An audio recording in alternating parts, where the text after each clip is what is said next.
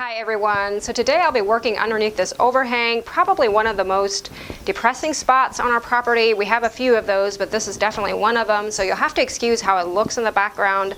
There's rain in the forecast and I have some spray painting that needs to be done, so I thought this space would work great today. It's kind of in the open, like this end, all the paint won't be going over me, and I also have a place to dry my stuff out of the rain if it does end up raining. The project I'm working on is my niece is getting married in August. We're all so excited for him, and her fiance currently lives in a little house back in the woods, and everything kind of needs a fresh coat of paint in there. They're planning on moving in there after they're married, and they were looking for someone to paint it. Currently, as I'm filming here, most of it is done in the house, but I still have the doors and the drawers to spray paint from the kitchen cabinets, and that's what I plan to do today. So I thought I'd show you guys kind of what I'm doing in the process so far.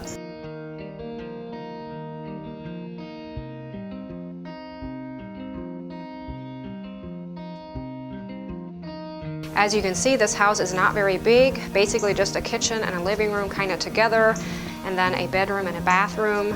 But it is that perfect starter home, I think.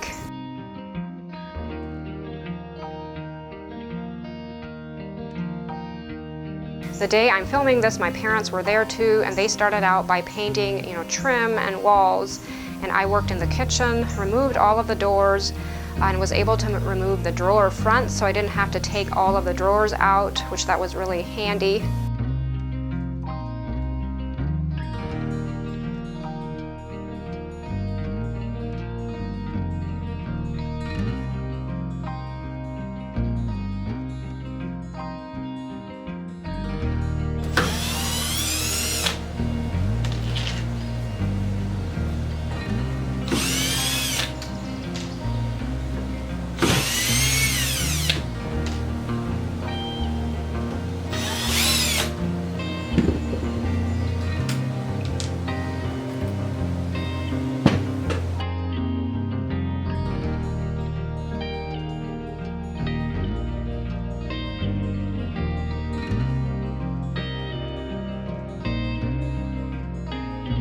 The only prep work I'm doing is just applying some crud cutter, which is almost like a liquid sandpaper. If you really rub that into the wood, it kind of makes it dull, and it definitely gets rid of any dirt or grease that should still be on these cabinets.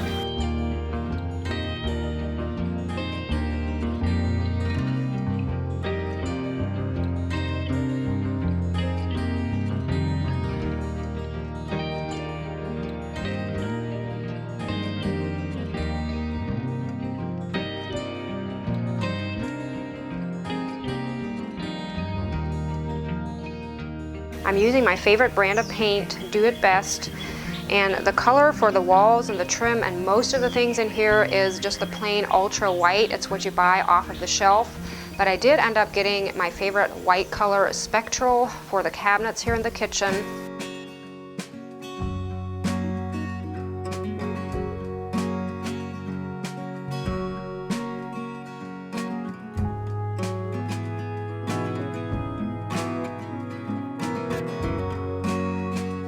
As I waited for my first coat of paint to dry on the cabinets, I started on the fireplace. This will also be painted. My first coat here is the Zinsser 123 primer, and then the rest of the coats will be just the normal white paint that my parents are using for the walls and trim. I ended up giving it 3 total coats, 1 primer and 2 of the regular paint.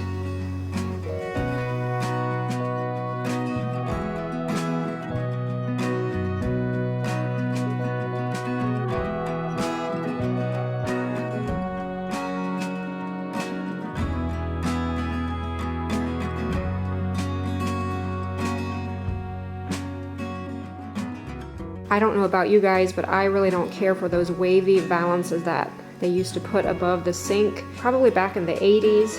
So I got Dad here to cut this one off for me. I'll make it straight. It'll probably require just a little bit of sanding. I didn't get a video of it, but it ended up turning out pretty good. So what I'll do now is set up a place where I can, dry my doors and drawer fronts. And I think as of now, I'm going to try to do them on the outside and just keep an eye on those clouds. I can always move everything underneath here if need be. I just don't want any rain splatters on my freshly painted doors.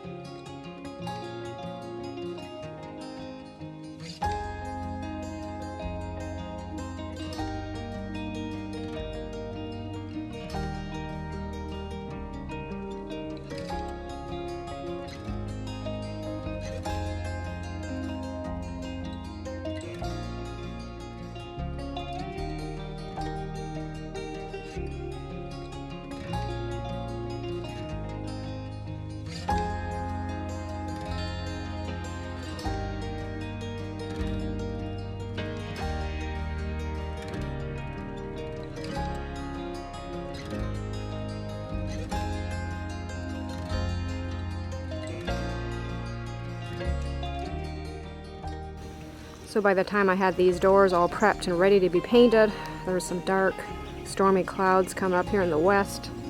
And it's really, really hot and humid out here. Definitely feels like a storm coming. So I'll go ahead and set up a little station in here for drying. So the rest of the week we have rain in the forecast, so that is why I'm choosing to just go ahead and paint today. The reason I'm desperate to get this painted this week is my sister and her family, like all of them are on vacation and the house is empty, so it's the perfect week to get it done.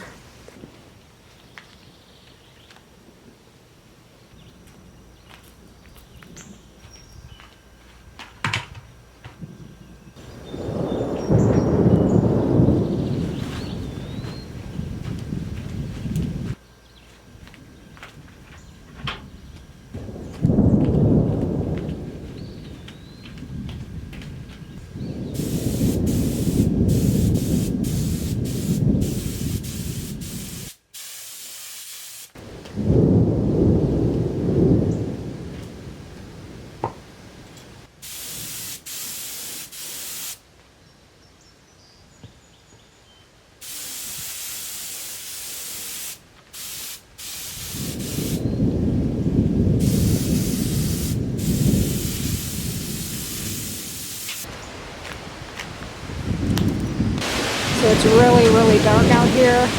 As you can see, windy. I think I'm going to run into the basement. I'm going to feel safer in there. And I will be back.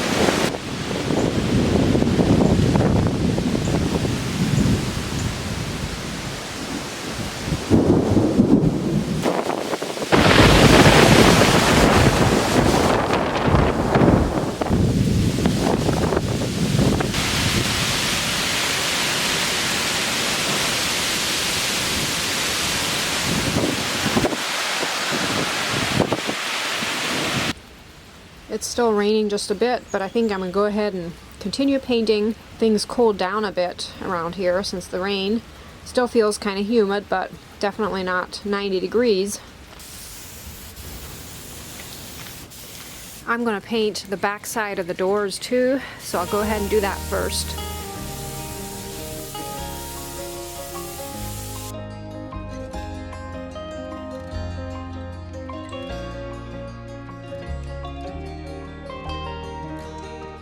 Normally when I paint furniture especially, I will wear my respirator since, you know, a lot of the overspray kind of comes flying back at me, but just flat surfaces like this I can kind of turn myself so the spray will go the other way.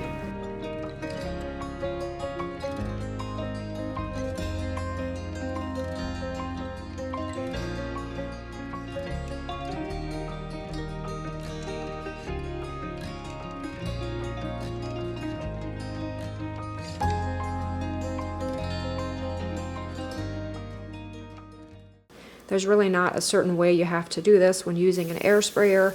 Everyone kind of has their own routine, I imagine, but for myself, I kind of like to get the edges and then work myself, you know, into the middle, making sure I hit all of the sides, you know, turning the sprayer at different angles to do that. And of course, this step you could always brush on or roll on, but for myself, again, I've talked about it before, but I have this awesome air system that my dad had set up for me years ago, and it's just so easy for me to then just use a sprayer. But during the winter, of course, I can't, so I will often, you know, just brush and roll then. But of course, the finishing coat that a sprayer gives versus, you know, rolling and brushing is more likely to turn out pretty nice and smooth. Here I am the next day around noon, and once again the forecast isn't looking the best. This morning it's been really dark and cloudy, so much that I just didn't come out here and start painting. But now the sun is almost peeking through and there's a breeze going. I feel like I should be able to dry some doors pretty quick. I only have the front side to do. Yesterday everything went great with doing the back side of the doors. Ended up drying nicely. Had them set overnight. And I think they're ready to be flipped around and painted on the other side. I have learned from past experience it's simply not worth it to let even one little drop of rain come on freshly painted surfaces like this. As I was setting up, I felt a few sprinkles even though the sun was out just a bit, so I'm just not going to risk it to dry my doors on the outside after all. I'll just consider myself lucky that I'm able to spray paint them on the outside and then quickly take them and dry them underneath my roof. I think it's breezy enough underneath there that they should be able to dry fairly quick. Another thing to keep in mind when painting doors like this, if you paint both sides like I'm doing, I want to make sure when I lay my doors down with, onto the freshly painted side from yesterday, I want to make sure that my surface that I lay it on is not rough or sticky or anything with paint. I'm using fresh sheets and towels to set my doors on. I know from past experience it will leave a mark on the door if it's not put on a surface that's clean and soft. Something I wanted to mention here is painting yesterday and then having my sprayer sit overnight until today noon is totally fine. I used to not do that. I used to always wash it. I spent so much time washing it. Cleaned it up, made sure it's ready for the next day. But one time I actually forgot to do that and it worked fine the next day. Everything is sealed off, so nothing will dry up in there. I wouldn't want to have it set around, for days at a time, but just one day like this, totally fine. It will save you so much time from having to, wash or clean your sprayer in between. So here are all the doors with one coat of paint on the front. I'll end up doing 2 coats. That's what I did on the back, and they turned out great. And they're really slow in drying because of our humidity that we have. Hi, Deeks. He misses his family. They are on vacation, and he's practically living in here. I'm just hoping he does not step onto these doors here on the floor. Usually they kind of know if something has wet paint. I used a clean piece of drop cloth for these. And then out here in the overhang are the rest of them.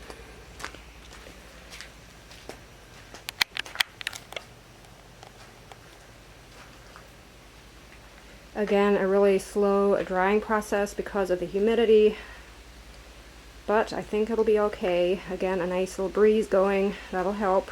So finally the sun is out, just as I'm ready to apply the last coat of paint.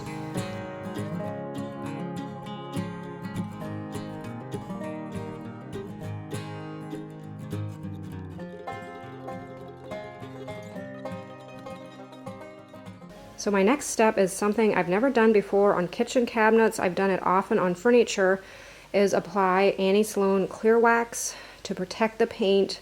I'm going to set up a separate little station of sorts here to work on, to apply the wax. In the past, I've always used polyacrylic by Minwax. I just put that in my sprayer, sprayed it on the doors, but it's often, it works, but it's kind of tricky to get it on nice and even. Being it's clear, you can't really tell always where you're going with it.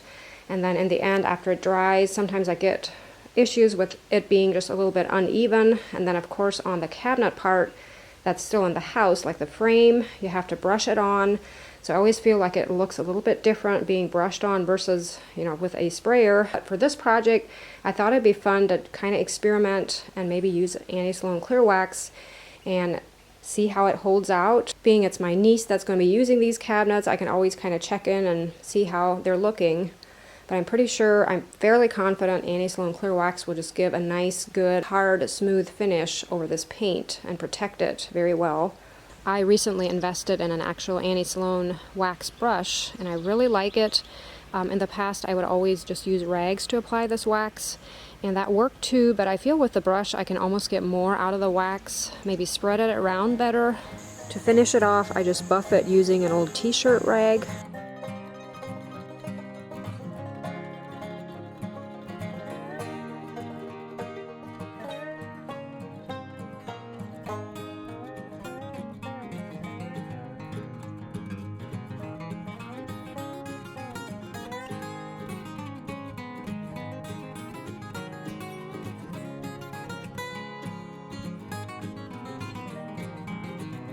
Here we're loading up the doors and the drawer fronts, and it's so important to make sure there's blankets in between each layer.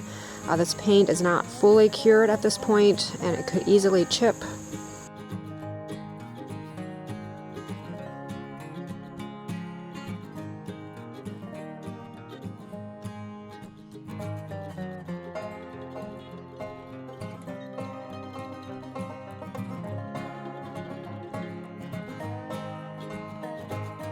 I'm touching up the wood here where Dad had cut off the valance.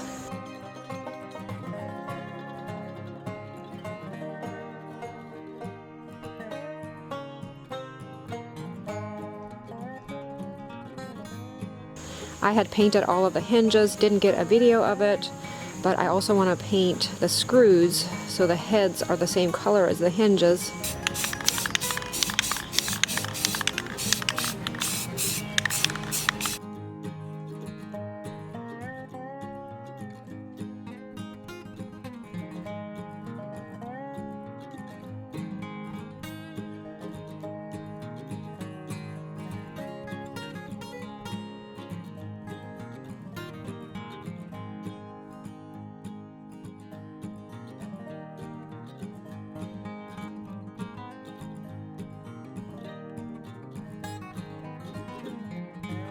I'm so glad for John's help here with hanging the doors. It just goes so much better if there's two people, one to hold the door and the other to put the screws in.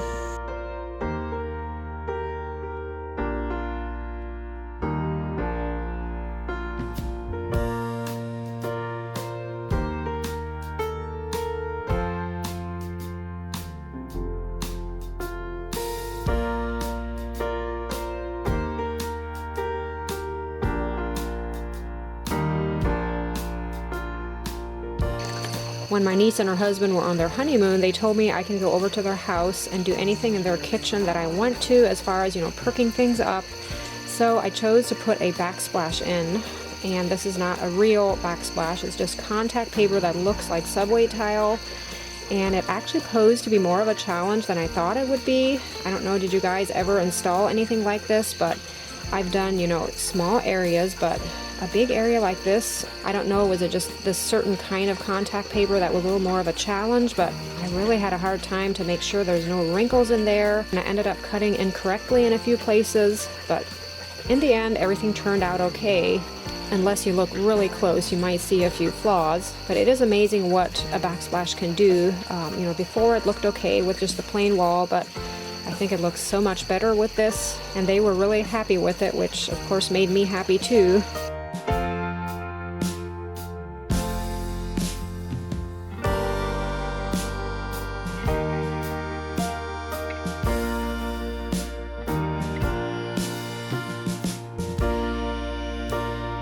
So let's see some before and after pictures of this house, starting with the front porch.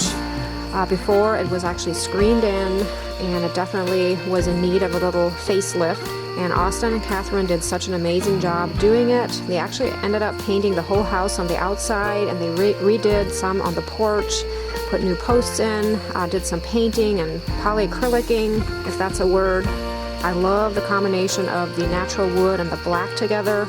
And of course, the adorable couple on the porch really adds to it.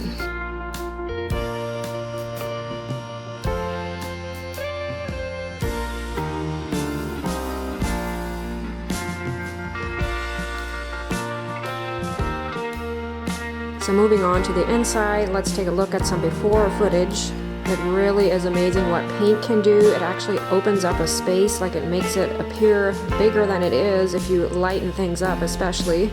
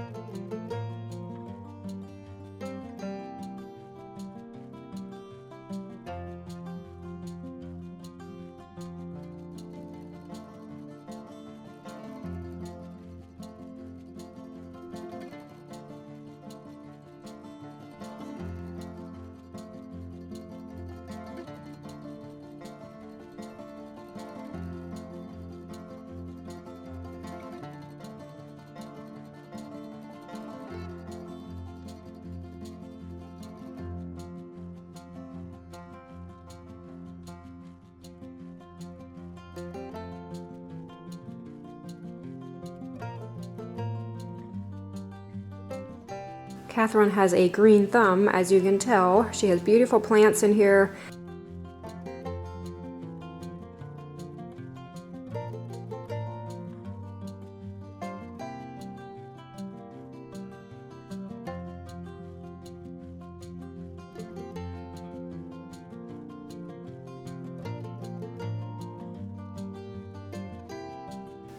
These beautiful bouquets were fixed by my sister Marlene. Catherine was just telling me she loves the combination of the strudel and spice and the pumpkin chai candles burning together. It smells so good in here. It smells like fall. And these candles are available on my Etsy shop in case you're looking for some good smelling fall candles.